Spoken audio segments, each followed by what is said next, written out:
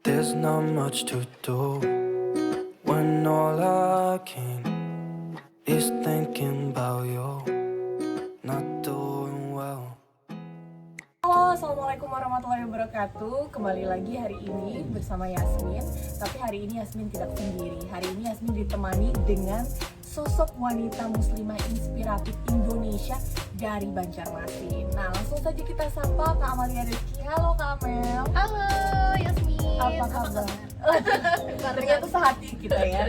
Oke, alhamdulillah baik. Kakak gimana? Alhamdulillah baik juga, walaupun Iya. kita dalam masa pandemi tapi tidak mengurangi semangat kita untuk terus berbagi dan menginspirasi satu sama lain. Betul sekali. Jadi hari ini kita ingin membahas tentang kegiatan yang kita lakukan selama masa pandemi ini agar tetap produktif ya. Iya. Meskipun di tengah COVID-19 kita tetap harus bisa melakukan hal-hal yang positif dan bermanfaat pastinya. Ya, dan apapun bidang kehidupannya, tentu kita bisa terus mengaktualisasikan diri kita dan terus berkarya.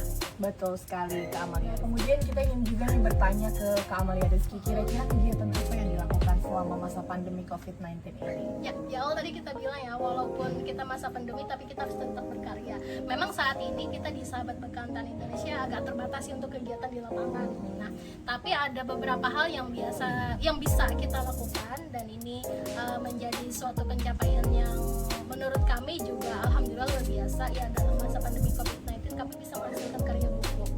Alhamdulillah kita ya, berhasil meluncurkan satu buku yang berjudul Studi Biologi Bekantan, dan itu merupakan kumpulan dari hasil penelitian kita.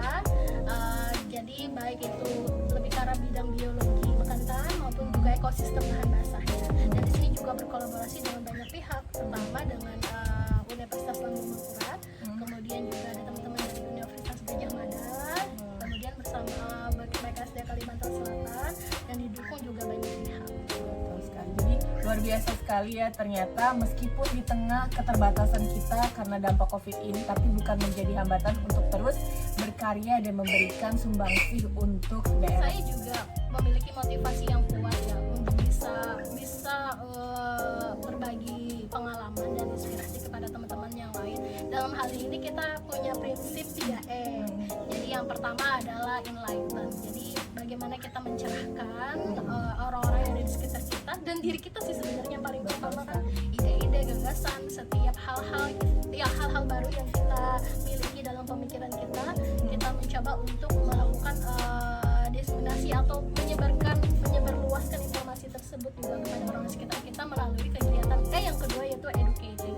Jadi upaya edukasi ataupun pendidikan melalui kegiatan sosialisasi dan pencerahan itu sendiri mudah-mudahan bisa menjadi output yang bagus untuk generasi muda dan masyarakat pada umumnya. Dan yang terakhir adalah ini yang paling penting, karena kalau orang bilang kalau kita punya 99% ya, bukan 100%, 99% ide begitu banyak ya, tapi kalau nggak ada 1% action itu akan sia-sia. Betul. Maka yang terakhir yang paling penting adalah empower atau memberdayakan.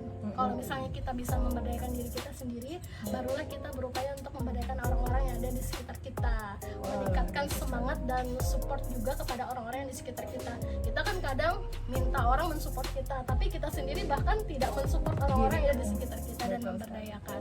Jadi 3 ini penting banget. Iya, jadi ada enlighten, educate, dan empower. Nah, sekarang kita pengen tanya juga nih ke Kak Amel, kira-kira apa sih yang paling menjadi semangat Kak Amel nih, yang salah satu support system Kak Amel nih untuk sampai di titik ini?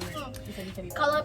Kalau dibilang support system, saya nggak bisa bilang semuanya karena banyak banget Betul yang menjadi sekali. support system saya. Yang pasti yang menjadi support system adalah lingkungan terdekat kita ya. Lingkungan terdekat kita yang pasti keluarga kita, kemudian sahabat-sahabat terbaik kita, bahkan juga para senior yang selalu mendukung dan membina kita dalam hal ini. Karena keberhasilan seseorang itu tidak mungkin akan terjadi sendirinya. Itu pasti banyak sekali campur tangan. Yang pasti memang ketentuan yang di atas Allah SWT, tapi juga banyak campur tangan orang-orang yang menjadi support system kita. Dan jangan sampai amanah yang sudah memang ditempatkan pada diri kita ini menjadi sia-sia, sehingga nanti pada akhirnya kita mengecewakan banyak orang. Ini juga salah satu motivasi saya mengapa orang bilang kenapa sih Kak getol banget, komitmen banget, karena memang segala sesuatu hal tidak tidak akan bisa tercapai tujuannya jika kita tidak komitmen dan konsisten. Itu semuanya memang berawal dari niat dan motivasi kita. Oke, jadi inilah tadi bincang-bincang kita bersama Kak Amalia Rizky, penyelamat bekantan, tokoh wanita inspiratif Indonesia asal kota Banjarmasin. Senang sekali hari ini kita sudah bisa sharing dan pesan moralnya banyak sekali yang kita dapatkan tadi. Apalagi sebagai seorang muslimah kita bisa menunjukkan bahwa muslimah bisa berperan dalam segala sektor. Nah, apalagi pesannya tadi yang 3E ini penting sekali ya. Enlighten, educate, dan empower. Itu bisa menginspirasi kita semua sebagai para wanita muslimah Indonesia Dan pastinya. gender tidak menghalangi kita untuk Betul. mengaktualisasikan diri dalam berbagai macam hal yang positif ya. Betul sekali. Dan pastinya sebagai warga Banua atau warga kota Banjarmasin kita patut berbangga. Kita memiliki sosok wanita inspiratif yang sudah menasional maupun sudah mendunia ya, kita bisa bilang. Oke, mudah-mudahan ini bisa bermanfaat. Terima kasih buat teman-teman yang sudah nonton. Jangan lupa subscribe channel kita ya. Terima kasih semuanya. Assalamualaikum warahmatullahi wabarakatuh. Waalaikumsalam warahmatullahi wabarakatuh.